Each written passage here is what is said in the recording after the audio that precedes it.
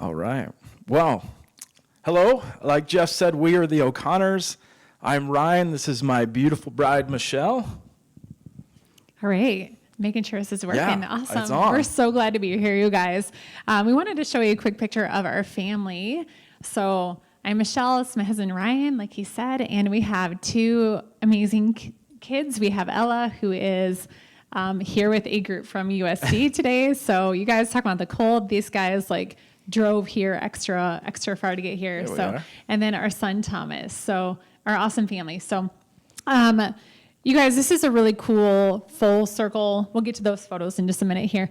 This is a really cool full circle moment to be here because we are from Celebrate in Sioux Falls. And like Pastor Jeff said, the significance of that is I was on staff for 8 years there leading, and he kind of alluded to this, but I got to work with Pastor Jeff. So before we get going, I just want to tell you guys what a gift you have in Pastor Jeff and Elaine. This is when you hear the phrase in Acts 2 church, that's really what we had there. It was some of the best times in our time in ministry. And if you're not familiar with that saying, the Acts 2 church, I wanted to read this scripture for you. It's from Acts chapter 2, verses 42 through 47. It says, all the believers devoted themselves to the apostles' teaching and to fellowship and to sharing in meals, including the Lord's Supper, and to prayer. A deep sense of awe came over them all, and the apostles performed many miraculous signs and wonders. And all the believers met together in one place and shared everything they had. They sold their property and possessions and shared that money with those in need. They worshiped together in the temple each day. They met in homes for the Lord's Supper and shared their meals with great joy and generosity, all the while praising God and enjoying the goodwill of all the people. And each day the Lord added to their fellowship those who were being saved. We prayed together, we learned together, we knew what was going on in each other's lives, we knew the valleys people were walking through, we knew their mountaintop moments and celebrated that with them.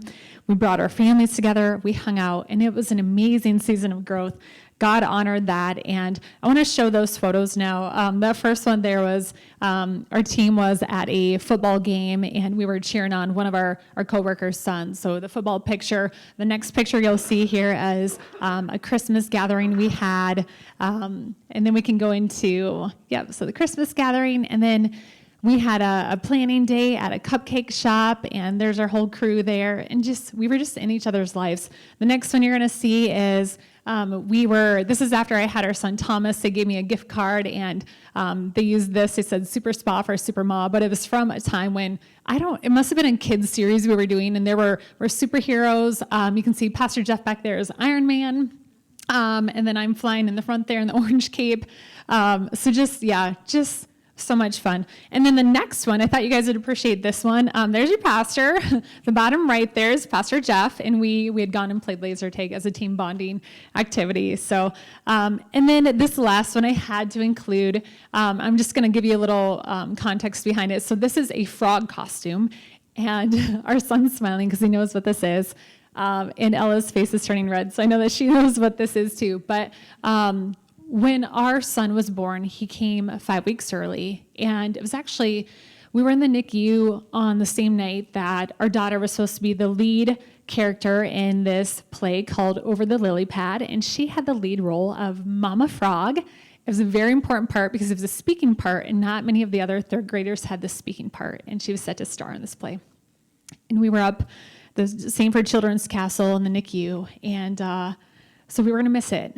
And as a parent, that's a really heartbreaking thing to have to miss, one of your kids' programs, especially this. So Pastor Jeff had, I think, probably the best technology at the time, which, I feel like you've always had great technology, but you, just the heart that you had, you volunteered to go to not your own child's program and recorded it and put it on a DVD, labeled it with a whole picture on front just for us to be able to watch that. And that's just the kind of community. I hope hearing this inspires you, but that's the kind of community we had there. And I know that he shared a little bit about the team there, the leader that he called the Velvet Hammer. That was me. But I want you guys just to know what a gift you have in Pastor Jeff, just the integrity he is, what a hard worker he is. And I feel like no matter what we went through, he always knew who the real enemy was. It was Satan. It wasn't each other. So regardless of what happened, we always found resolve. And then we just fought forward for the prize. And there will be so many kids and now adults in heaven someday because of his time there. And just such an incredible person. So all that to say, things were going really good in Sioux Falls. And he came here then to Yankton, and God changed his heart for this community. So I just share that to tell you what a gift you have in Pastor Jeff, and just I wanted to edify him in that way, and Elaine. So can we just show Pastor Jeff and Elaine some love?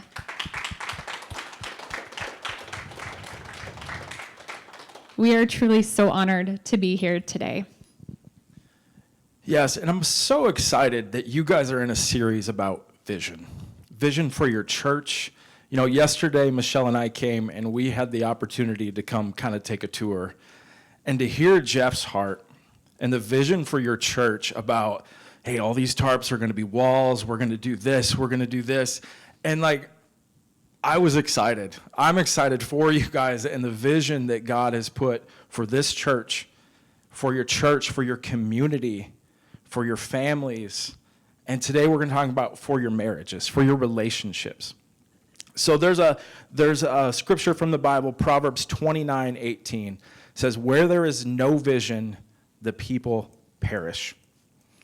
And to add that, I want to share this quote with you by Lewis Carroll. It says, if you don't know where you're going, any road will get you there. All right, so has anybody ever been lost? Guys, it's okay. You can raise your hand. I've been lost several times, and it's scary. You don't know what you're doing. It's frustrating, especially if you're driving and your spouse is with you, and you both like are trying to figure out where you're going. It can get a little intense. So it's so important. Michelle and I came from Sioux Falls. I think we can all agree it's very important we know the right roads to take to get here. If we didn't know what road we were taking, we could have ended up anywhere. So it's so important, and that's what we're going to be diving into today, this topic of vision, knowing where we're going, what we're doing. So as Pastor Jeff said, together, Michelle and I host the Celebrate Marriage Cast podcast. It is a podcast designed to really talk about godly marriage and godly relationships and what those look like. So to start off, though, quick disclaimer, we are not marriage counselors or marriage therapists. Nope. We are simply two people who love Jesus, have seen the fruits of a godly marriage, and are willing to share the good, the bad, and everything in between. And we wanted to give you a look at this podcast, so our team in Sioux Falls put together this video. Watch this. When your spouse feels heard, they're more likely to hear you. And so that becomes contagious as well. That's so good. When your spouse feels heard, they're more likely to hear you. Yes. If you feel heard, you feel more encouraged and inspired to hear what your spouse is trying to say. And vice versa. When you don't feel heard, the opposite happens. You yell more or you become more aggressive and so on and so forth. Some of the people you guys have had on the concept, I think, and Amy talking about just start, go out with your spouse or your loved one and walk. Yeah. And, talked about the conversations that you can have with men. Sometimes men won't open up. You sit face to face with them. It's a little bit harder, but I remember multiple times, a couple times you guys have somebody on. If you're walking next to each other, a man will open up. We figured out early on that we are best when we prioritize, obviously, abiding with Jesus. And I think we just saw the days that we didn't abide and the days that we did abide. And that began to just change the way we viewed our marriage. We were maybe a block from our house. We were turning onto the main road. Now I had realized that I had forgotten my mascara. And I had made a comment to the family, to Ryan, said, oh my gosh, I pulled down the mirror and I was like, I forgot my mascara. And you're like, oh, shoot. And then we have to do a U-turn to get out of our area. So then by that time we're on the other side of the boulevard, we're going down the street, and cruising along. And I was like, darn it. That mascara, it's like the finishing touch for my outfit. Sure. My eyes feel naked. Yeah. And you're like, sorry, love. And I was like, darn it. And then we go another block. We're getting closer to the interstate. And I was like, gosh, I really I really feel like my whole look is off now. Like, I really needed that mascara. And we're getting on the interstate, and you're like, what do you want me to do? And I was like, well, I wanted my mascara. Yeah. I think part of this, it usually comes in like a question. Yeah, because I think in that moment, though, love, just to finish that story, you're like, well, why didn't you just say that? And I was like, well, I thought that you knew when I was that one blackout when I said my mascara finished my outfit. I thought you knew. Right. Actually, we did a survey research project when I was with Gary Smalling. And we sent out research just finding out so we took highly satisfied couples. I mean, they're really fulfilled in their marriage. They feel like they're the top 10%. So we wanted to find out what is the number one trait that makes them so much better than everyone else. What did they think made their marriage good? I thought it would be communication. Right. But really, the number one trait that they said why we have an outstanding marriage, a super couple marriage, is their ability to forgive. Ability to seek forgiveness and forgive.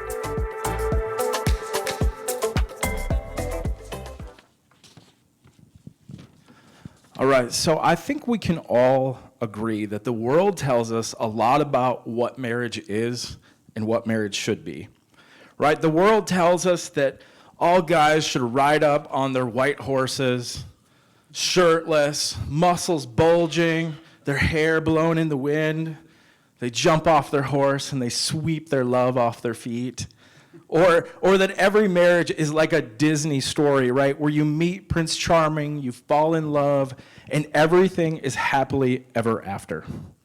Well, whether you believe it or not, all of these things have influenced how we view and approach marriage or relationships. But the truth is, there's something funny about Disney movies, and I love Disney movies, but have you ever noticed that the end of those movies is always the marriage?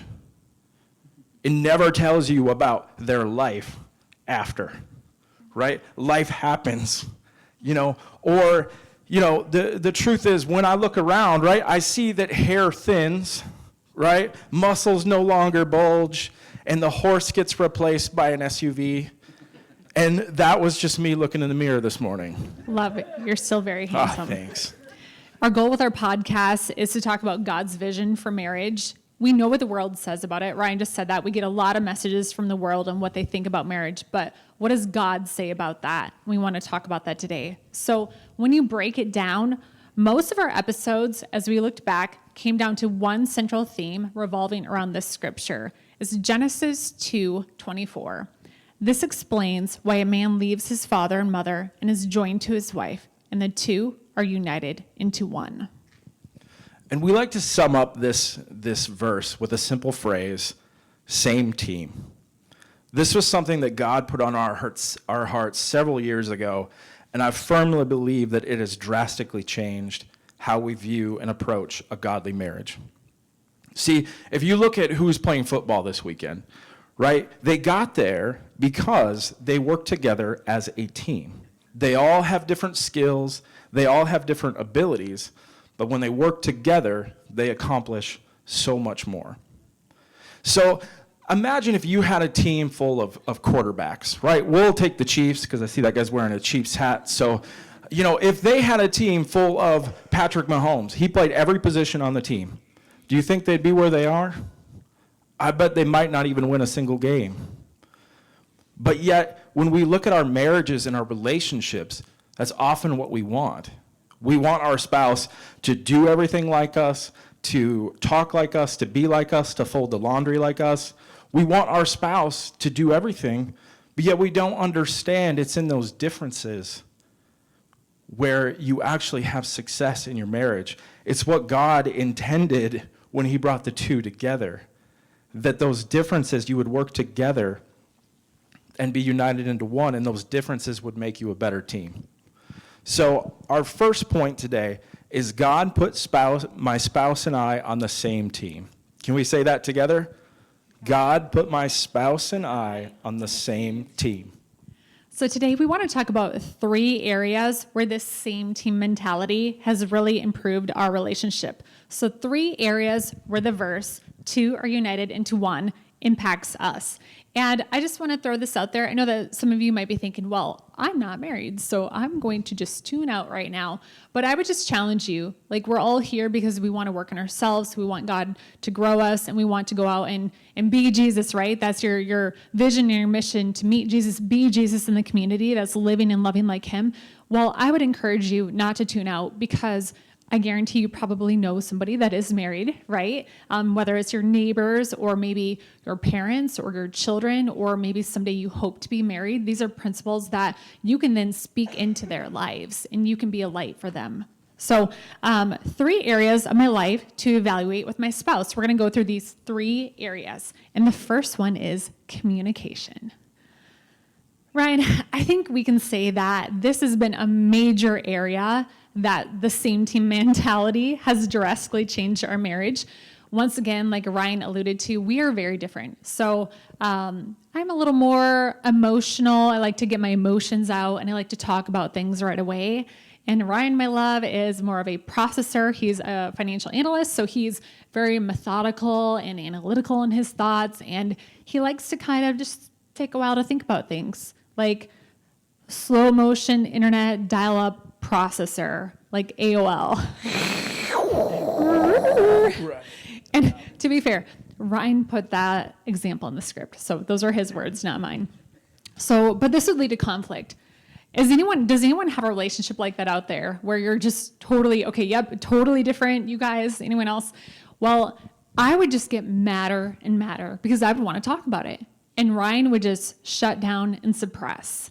And this probably went on for a few years in our marriage. We've been married now for over 13 years, but it went on for a couple of years. And I remember the moment when it changed after a disagreement about what, I don't recall, but it was a little intense. And I was pressing Ryan to just say something. And I remember just saying, Ryan, just say something. And I will never forget the look in his eyes as he looked at me, just restraining himself, almost pleading for me not to push him. And he just said, Michelle, you don't want me to say anything right now. It was at that moment that I realized that how God wired him, like that was him exercising the fruits of the Spirit. Self-control, goodness, gentleness, faithfulness. He was holding back because he knew if he said something, it would not be a response, it would be a reaction. He was holding back out of love and respect for me and to cherish me. So that was really a pivotal point in our marriage when we both realized that, when I realized that, and it changed how we viewed our communication. See, ultimately we wanted the same end goal, right? We wanted to resolve that conflict, but we communicated very differently. So this changes when you realize that you are on the same team. When 2 are united, we become 1. So even if your communication styles are very different, as in our case, think about what your end goal is. What does this look like in real life? And I just want to say, like, as a result of that, I learned to give Ryan space, and he learned that sometimes I just need a little, like, throw me a bone, like, love, we'll talk about this, I just need to think a little bit. You know, he'll acknowledge that I need to hear something, and I'll respect the fact that he just needs a process. So what does this look like in real life? Well, let me give you a couple of examples. So a couple of years ago, we were having a disagreement about what our son should have for dinner. And at this time, our son was on a very strict diet of chicken nuggets, pizza, and peanut butter and jelly. It was one of those 3 every night. So he wouldn't eat anything else. And I know what you're thinking. You guys just need to go old school parenting. You need to sit his tail down at the table and don't let him leave until he clears his plate. You guys, we tried that. The kid, he would go hungry. He would not eat. And you just can't send your kid to school the next day hungry. Like you have to feed your children. So this is like the rut that we were in. So on this particular night, it was chicken nuggets again. And I had just been frustrated because I had really been wanting him to have a little more variety in his diet, fruits and vegetables and something. But but Ryan wanted him to just eat something. So it was starting to lead to a disagreement when we both just stopped and realized, look, we're on the same team here. Ryan had heated up chicken nuggets, and he was feeling like I was, ungrateful that, that he was trying to help. He didn't know the things that I had started researching and kind of the promptings and just how much it was starting to bother me that we were in this rut. So once we just stopped and said, you know what, we're on the same team. We're both trying to feed our son. We both want him to be nourished. We were able then to open up our hearts a little more and just share. And I had shared with Ryan, like, hey, I've just really been thinking a lot. I think we have to break out of this rut. I've been reading this. I think, I found a way that we maybe can try to just slowly introduce a few things. And we had a really great outcome, and we've had a lot of great successes even in the last 6 months here. So we were communicating very differently, but ultimately we were on the same team. Another example, you saw this in the video. This is really fun because we wanted to talk about the mascara example, and then our team, without us saying, they actually used that clip for the episode. And I would just say about that, it was not that Ryan did not want me to have beautiful eyes. Like, Ryan wanted me to look nice. Yeah, and what was really funny about this as this thing was playing out, Michelle kept like dropping these hints. And all along, I thought I was being like an amazing husband because I was having this empathy, and I was like, oh man, I'm so sorry. That's a bummer that you forgot that. I thought I was crushing it. And I was growing madder and madder because I just had to understand that Ryan's not a mind reader. Like, he's not a mind reader. So it's not that he wasn't on my team, and he was trying to be empathetic, but I just needed to articulate what I needed. So that's your first area. You're on the same team with communication. Right. So the 3 areas of my life to evaluate with my spouse: 1, communication; 2, intimacy. So when we hear this verse from Genesis 2:24, this explains why a man leaves his father and mother and is joined with his wife, and the two are united into one. People often think of intimacy. They think of the two coming together as one.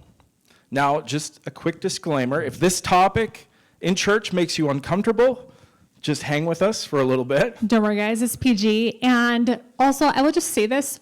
When we were outlining our sermon, Ryan had this as number 1. And I said, love, we probably should let's start with communication and then get into this. So here we are.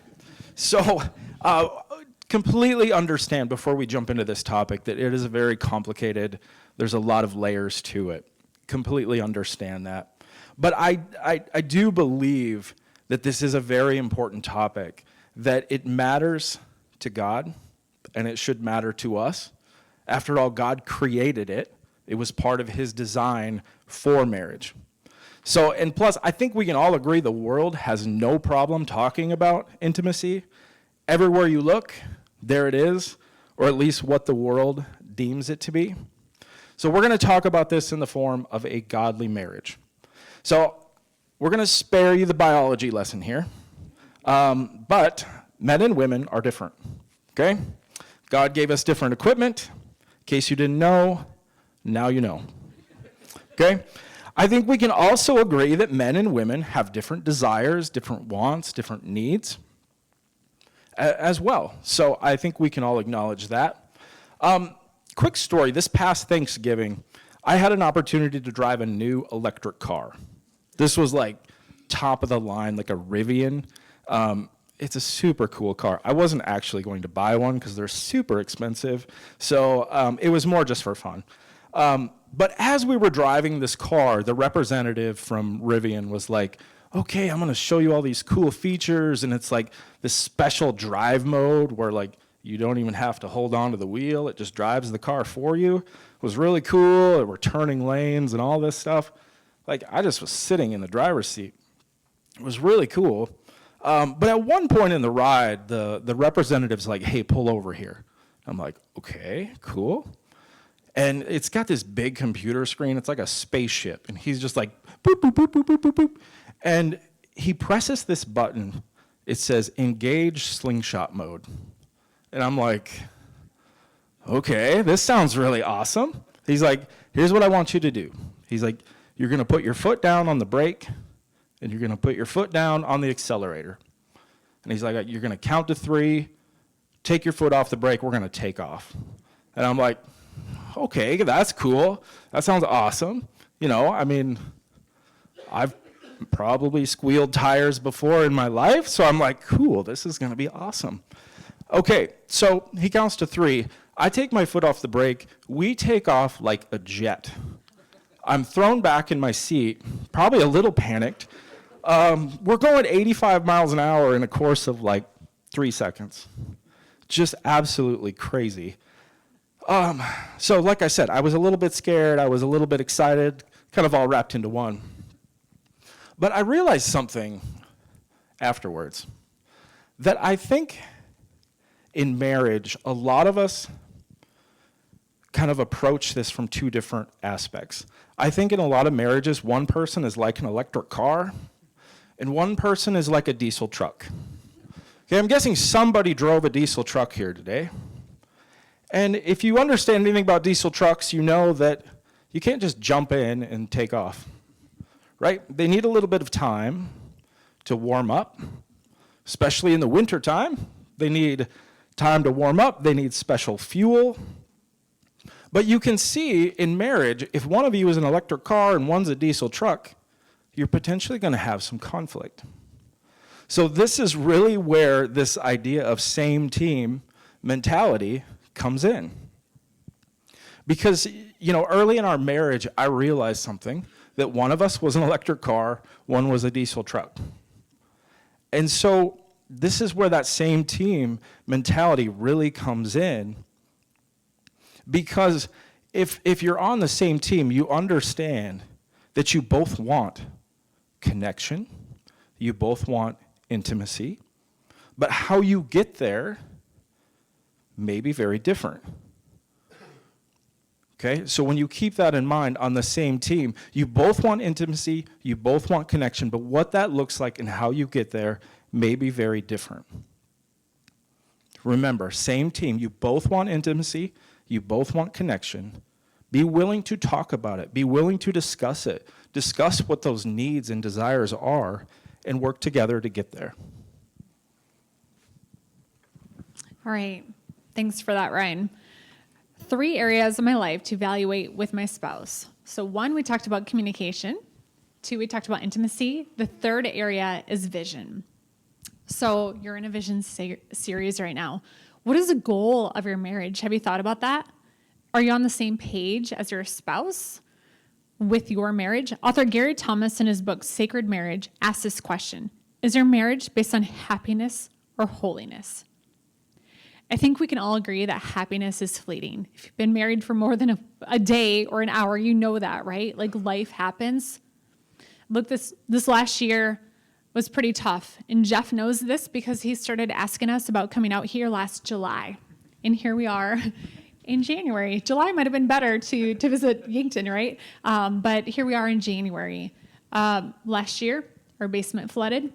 My mom got diagnosed with stage 4 breast cancer. We had a few health issues. I got rear-ended in a car accident and have daily pain to this day. Ryan tore his ACL and meniscus doing what we love to do, playing soccer, took us out of our soccer league.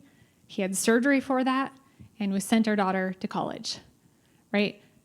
A lot of that wasn't happy stuff, right? We can agree that happiness is fleeting, but we can't base our marriage off of that. Because life isn't all sunshine and rainbows. There are moments of happiness, yes, of course, and we love that, but that's not the end all be all. So what is your vision for your marriage? Is it based on happiness? You know, does my spouse make me happy? Or is it based on holiness? I think that we can look at these 2 verses that I'm going to show you in the Bible, and they beautifully paint this picture.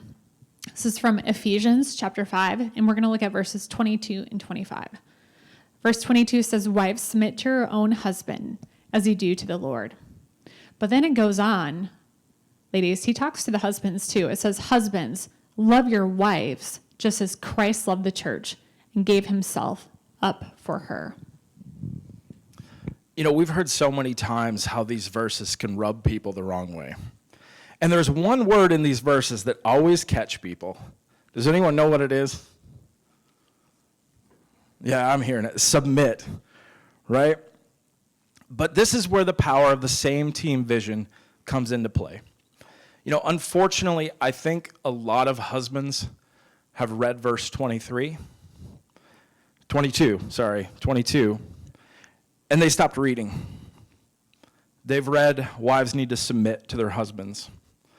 But they didn't keep reading to verse 25, where both commands from God actually deal with submission, right? We understand that each of us is under God's authority, and that the main focus of our relationship should be submission to Him. See, if we can understand in our relationships that our vision is to lay down our lives to God and each other, all selfish ambition and needs are gone. We're giving up our own wants and needs for each other, and it's no longer about my happiness or holiness, but hers or his. See, we're truly on the same team, running the same plays because we have the same owner and the same coach calling those plays.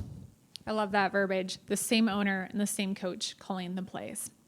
So let's do a little mental poll. Let's do a check-in. Where does your relationship stand? Are you on the same team with communication, with intimacy, with vision? Let's throw some more in. What about parenting, with hobbies, with your relationship with Christ, with attending church, with who you hang out with where you spend your time and your money, right? They say you can tell a lot about a person by looking at their calendar and their bank account, right? Are you on the same page with those things? When you can align first with Him and then outward with your relationship with your spouse and others, you will find that life feels a lot more peaceful. We say that a lot in Sioux Falls. We say, when things are right here, our pastor says this, when things are right here with Christ, then things will naturally be right here outwards. So here, if you're right here with your relationship with Christ, things will be right here. And you will find that you have more peace in your relationship with your spouse, and that will allow you to do more ministry. It will allow you to be Jesus in the community. We've now done over 70 episodes of the Celebrate Marriage Cast podcast. I think we just recorded, it was episode 72. And we have shows on everything. So the topics mentioned today, we have multiple shows on these. We've talked about intimacy, we've talked about communication, we've talked about vision and goal setting, we've talked about all of those. We've interviewed counselors, we've interviewed experts on blended families, experts on intimacy, finances, influencers, authors, so many authors. We've read so many books on marriage, and we've summarized them in a short and sweet 30-minute podcast for you. So many authors. And the list goes on. There's a show for almost every topic, so we wanted to tell you where you can find those. We are called the Celebrate Marriage Cast. It's an orange logo when you go to those platforms. It's on Spotify, Apple Podcasts, and on YouTube. And we do record in video format, so you can watch or you can just listen. But we would just encourage you to just make that investment in your relationship or your future relationship and listen as you drive or, work. Jeff said he listens to us at work because he has a job that, doesn't require, you have that capacity to do that. So I guess maybe if you're like a heart surgeon, maybe don't listen at work, but Yeah, don't do that. Depending on what you do, you might be able to listen at work if you're driving around or something. So it's a great investment in your marriage, and we're happy to share that with you guys. So the thing about all great teams is they have great coaches. I've heard this before that no athlete has ever won an Olympic gold medal without a coach. It's so critical, and we would encourage you to find those resources that will help you make 2025 the best year ever for your marriage, for your relationship. To start with, you guys have an absolutely amazing pastor who will be the first to tell you what God can do in your marriage when he gets a hold of it. An absolute incredible marriage story. Second, I would encourage you to seek out those who have a strong marriage, maybe join a life group or find a marriage mentor that can help you. I firmly believe one of the greatest lies that the devil tells us is that we're alone, that you're the only one dealing with something. I can guarantee you that somebody in this room probably, or somebody in the community, has gone through something similar and can help you walk through it. You are not alone in what you're dealing with. There's somebody that can help. Or maybe there's some deep things and you need to talk to a marriage counselor. Do that. Unpack those things. Lastly, or maybe first, don't underestimate the power of prayer in your marriage, in your relationships. Pray together. Pray for each other. You know, I will tell you, there's probably been a few nights where things have been tense between Michelle and I. And when you lift that up to prayer, when you lift each other up to God, God instantly starts to de-escalate things. He starts to change your heart. Right, and lastly, just to throw this out there, it's really hard to be mad at someone when you're praying for them. Truth. We've maybe experienced that a time or two. We really encourage you to make 2025 the best year for your marriage, for your relationships. You're not always going to get it right, trust me, okay? But be quick to forgive and quick to ask for forgiveness. Let go of your pride and take the next best step for your marriage today. I'm going to just say a prayer for us. Heavenly Father, we thank you for today. God, I pray for everyone in this room. God, I lift up any marriages and relationships that are here. God, I pray that they would just seek you in everything that they do. God, I ask for your blessing on them. I ask for your blessing on this church, God, for everything that is going on here. God, this is your work. As Jeff said, all of these things that have happened, these blessings that have come, God, I pray for Celebrate Yankton. God, and we lift this up to you. Amen.